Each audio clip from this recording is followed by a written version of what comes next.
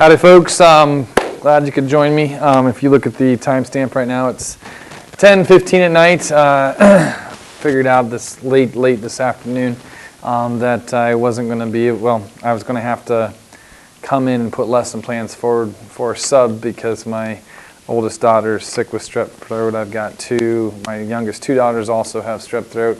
My wife also has strep throat, but they're all being treated and my wife is going to go work tomorrow. She works 1 day a week, and so guess what?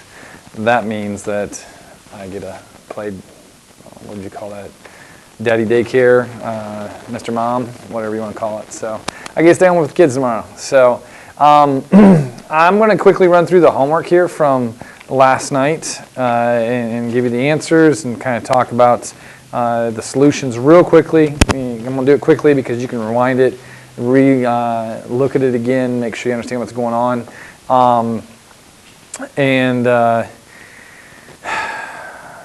The big thing moving forward is this, guys, between the homework and the lesson I'm going to give you today is that there's no excuses. Tomorrow you come into class, you should know what you're doing.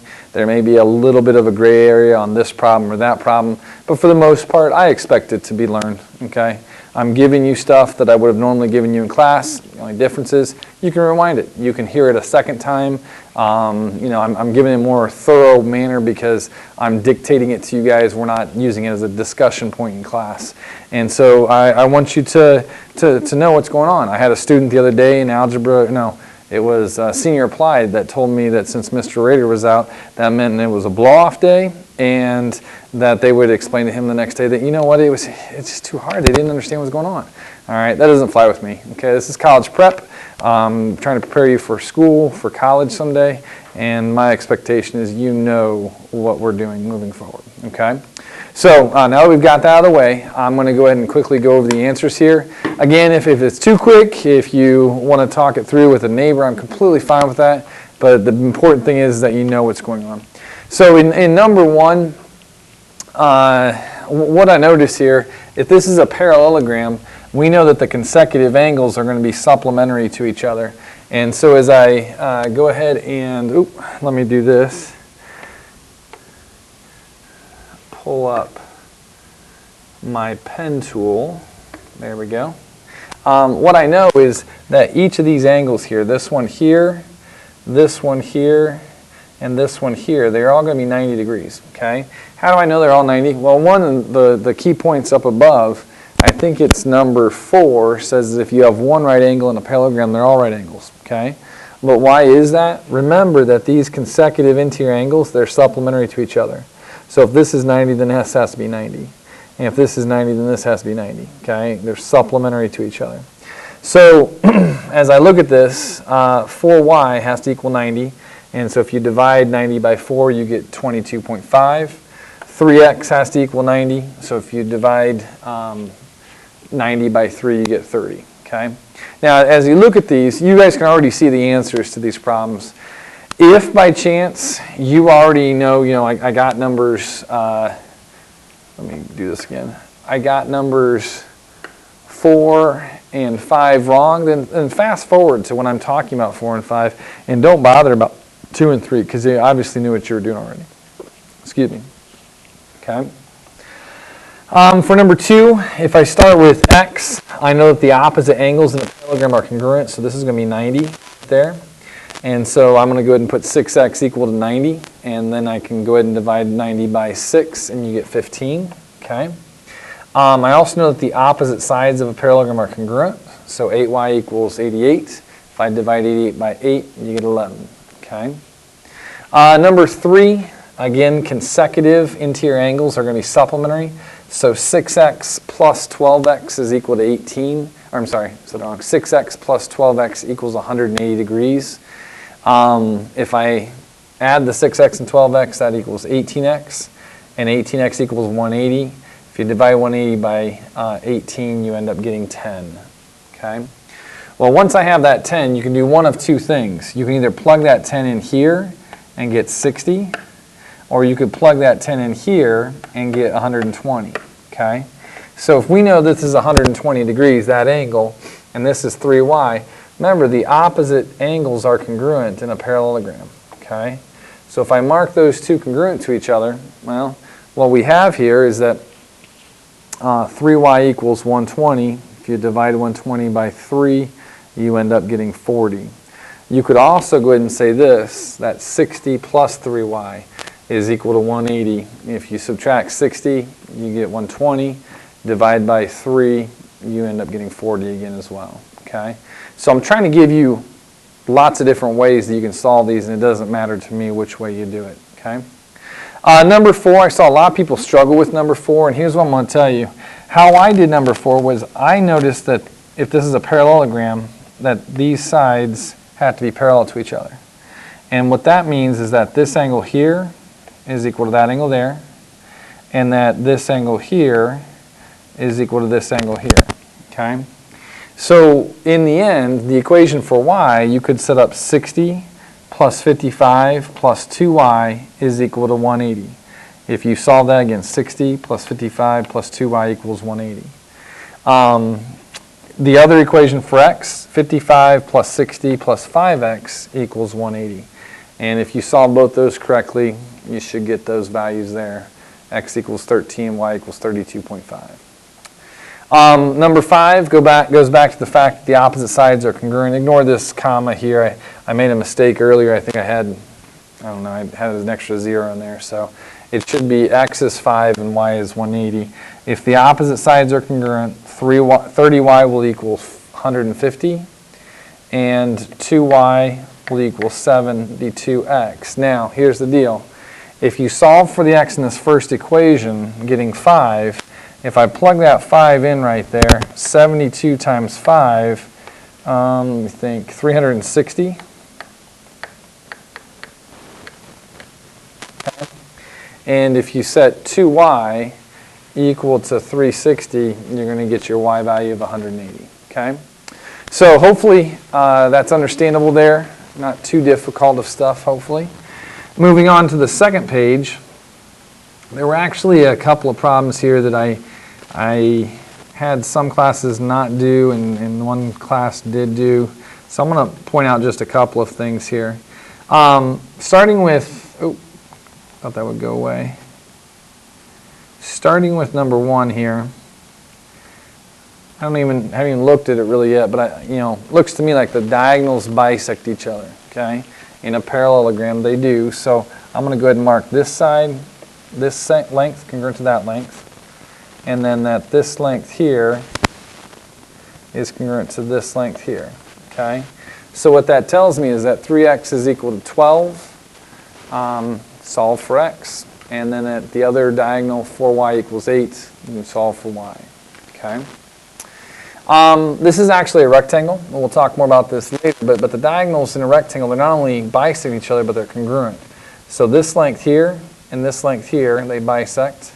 This length here and this length here, they bisect. So you can kind of see, if I can make that mark go, that the total length here, if I add those two segments, the total length here, I add these two segments, they're going to be the same length. Okay, we'll talk more later on why that is. Okay, so as I look at this, I'm going to say 2y is equal to 28. Okay, and that's how we get the y equal to 14. I'm also going to say 4x is equal to 28, and that's how I get my 7. Okay, again, diagonals bisect each other.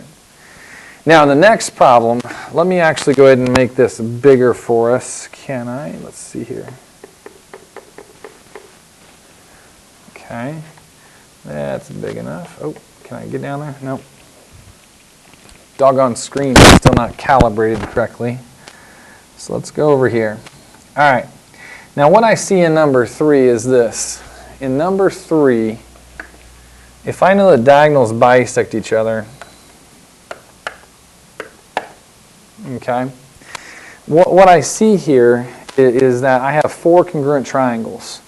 This one, this one, and this one, this one, all by side, side, side, side, side, side. Oop, I probably should have done this.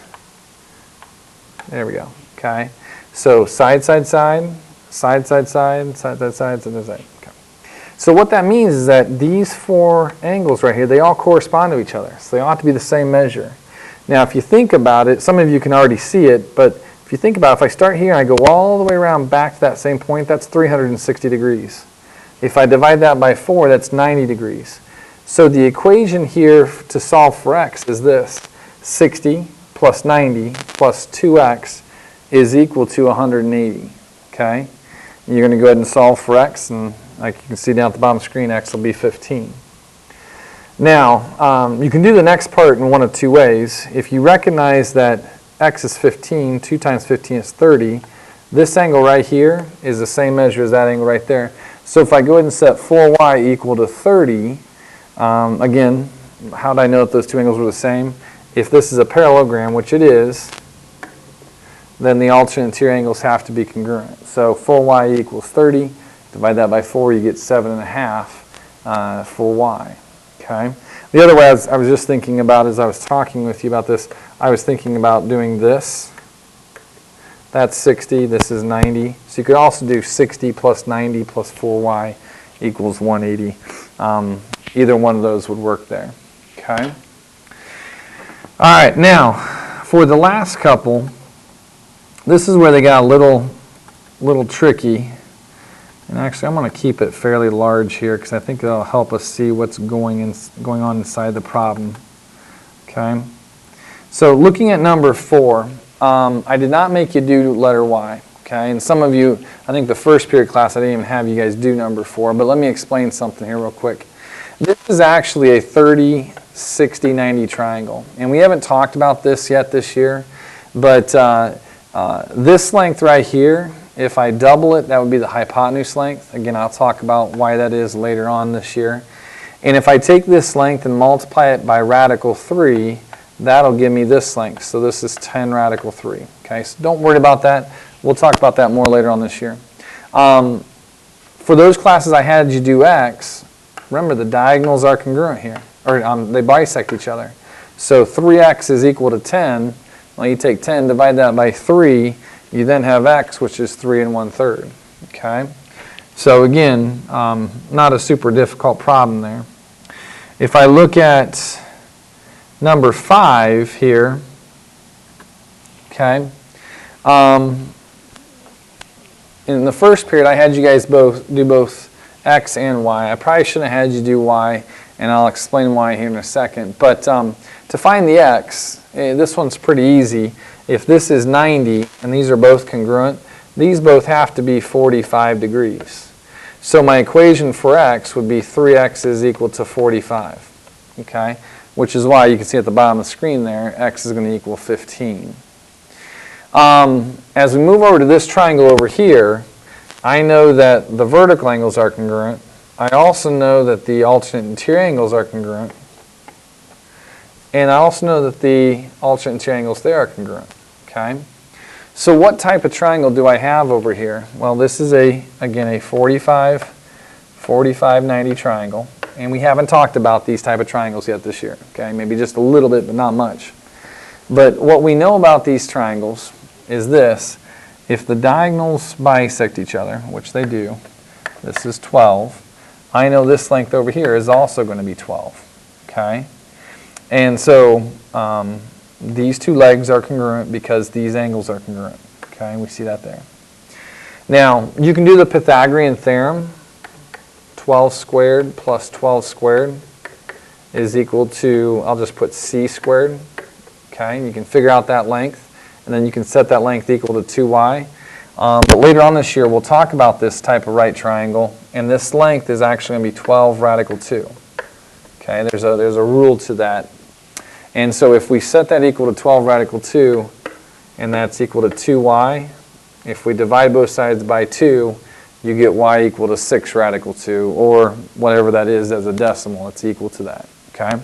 So again, don't be concerned about the 45, 45, 90, or 36, 90 triangles. We will talk more specifically about those later on this year. To the last problem, okay. Looking at the very last problem, let me go ahead and click there. Here's what I want you to see. I know that in a parallelogram, the opposite sides are congruent. So I'm going to go ahead and say that this side is 17 and so is this side. Okay? So as I look at this, I also know the diagonals bisect each other. So if this is 4 and this is 4, and the total length here is 8. Now if I take this triangle out and redraw it over here, what we're looking at is something like this. We have a length of x, we have a length of 8, and we have a length of 17. Okay? Now, how are you going to find x? Well, it's a right triangle. So if you use the Pythagorean theorem, you should be able to figure out what x is going to be. Okay? Now, I should have realized I'm going to need to know what that's going to be in order to figure out what the value of y is going to be. So if I work that out, 17 squared, 289, minus 8 squared, 64, is 225, and the square root of 225, that's going to be 15. Okay, so we know right now that this is a length of 15. Okay. Now from there, if this is 4 right here, and we know that this is y right here, this triangle over here looks like this. This is 15, this is 4, and this is y. So again, we can set up the Pythagorean theorem. 15 squared plus 4 squared is equal to y squared. Okay? So if I do that, 225 plus 16 is 241. I don't think that's has any perfect squares that can be factored out of it. Let me think here for a second. Yeah, I don't think any perfect squares can be factored out of it. So if I go ahead and square root that, clear that, second radical 241, we're looking at approximately 15.5 for the length of y. Okay? So the key to this problem is knowing how to visualize what's going on. The first triangle, again a right triangle. Second triangle, also right triangle, which makes it easy for the Pythagorean theorem. Okay? All right, now on to the proof. I wish I was there because I think that some of you probably could have gotten this proof. I mean, it's not a super hard proof, but let's see. So as I scroll down to the proof, let me make this smaller.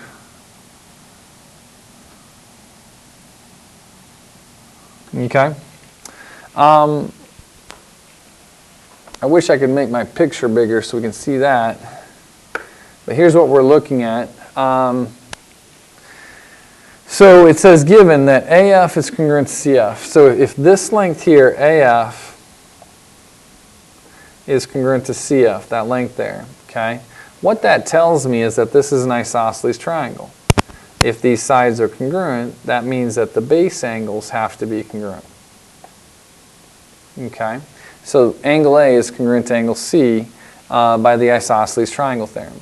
Okay? Now, given the fact that we have a parallelogram inside here, AGDB or ABDG, I know that the opposite angles are congruent. So this angle over here has to be the same measure as angle A, which is why I put that. Angle A is congruent to angle BDG. If a quadrilateral is a parallelogram, then the opposite angles are congruent. Okay? Now what you notice is that we're trying to prove that this angle is congruent to this one. Well, we've got them marked congruent. So I can either use by the transitive property or substitution that angle C will have to equal angle BDG. Okay? Now I'm looking at this and I'm realizing now that you could probably go ahead and solve this a different way as well. Let me erase this here. Some of you may have chosen to do something like this.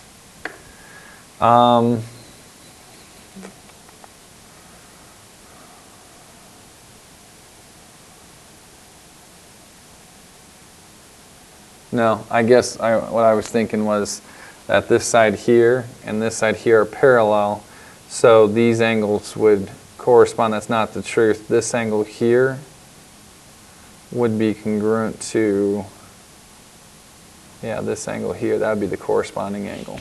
Okay.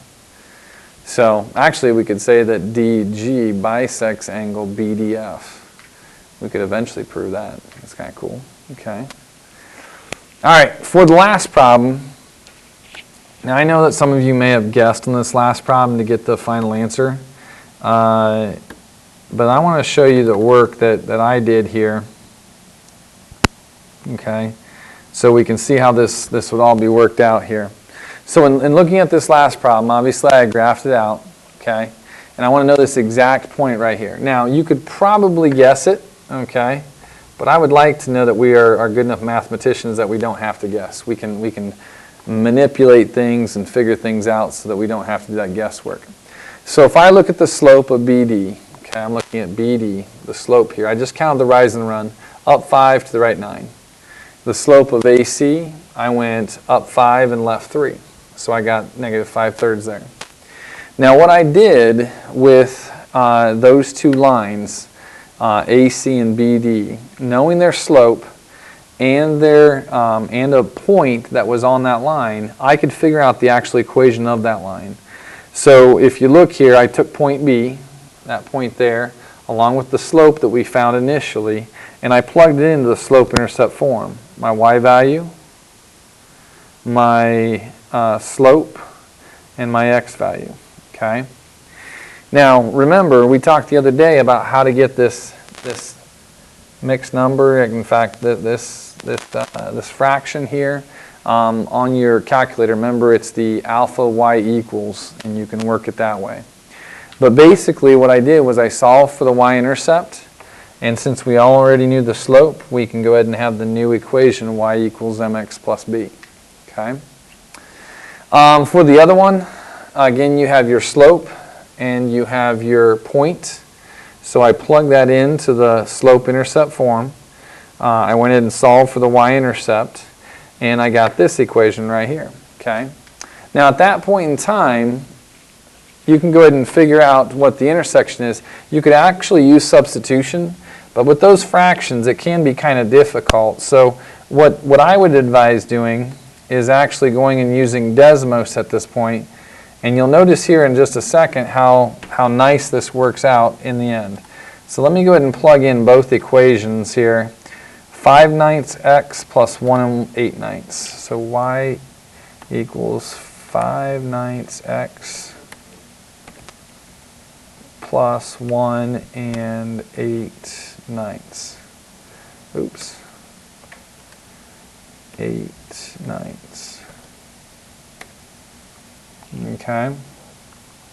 So there's 1. And the other equation was negative 5/3 x minus 3 2/3.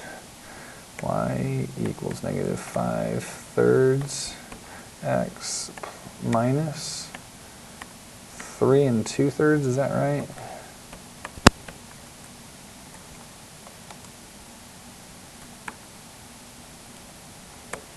Let me go back to it. Good. Now the only thing that you might want to do is to make sure we've got those points graphed on this. So if I do this, A is at negative 4, 3.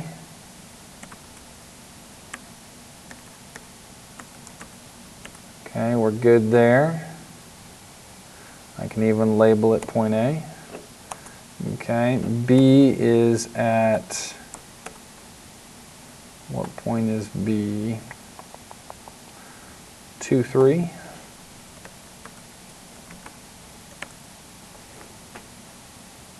Okay, looking good so far.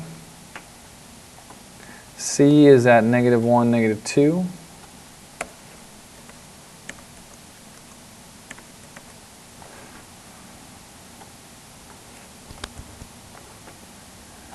And D is at negative 7, negative 3. Is that right?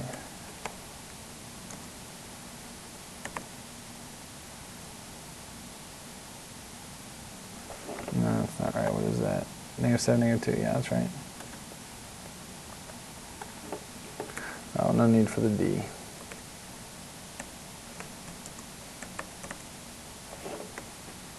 Okay, and we can see that our points are all there. Okay, so in the end, if we look here, the intersection, negative 2.5 comma 0.5. And that's hopefully what I wrote down here. Yeah, there you go. Okay. And like I said, you could probably guess that one, but it's better to be, accurate, better guesser than just, better to be more accurate than by guessing. Okay. All right, so that is all I have for you for the homework. Make sure you go on to the lesson then and watch the lesson, and we will we'll talk things through from there. All right. Good night.